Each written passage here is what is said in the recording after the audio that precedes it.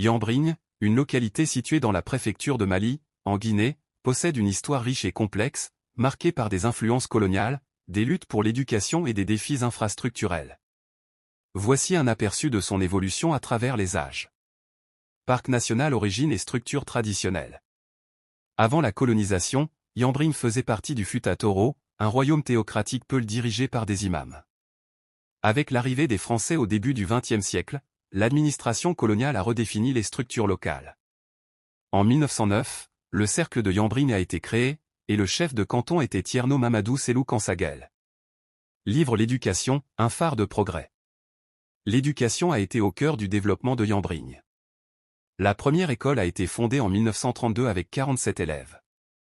Au fil des décennies, l'établissement a prospéré, formant des personnalités influentes telles que Moustapha Goumba Diallo, premier de la Guinée au CEPE en 1939.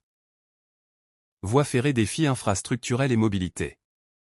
Malgré les avancées, Yambrigne reste confronté à des défis d'infrastructure. Les routes, souvent impraticables, compliquent les déplacements et affectent les activités économiques. Les conducteurs de moto-taxi, par exemple, signalent des revenus réduits en raison de la fluidité de la circulation et de l'état des routes. Nuages avec tornades, catastrophes naturelles et résilience. En 2020, une violente tornade a frappé la commune rurale de Yambrigne, causant des dégâts matériels importants. Des habitations ont été endommagées, mais la communauté a fait preuve de solidarité pour faire face à cette épreuve. Semi-initiative communautaire pour un avenir meilleur. Face aux défis, la population de Yambrigne s'engage activement pour améliorer son cadre de vie. En août 2022, une journée d'assainissement a été organisée, mobilisant jeunes et adultes pour nettoyer les rues et sensibiliser à l'importance de l'hygiène. Yambrigne incarne l'esprit de résilience et de progrès de ses habitants, alliant traditions ancestrales et aspirations modernes.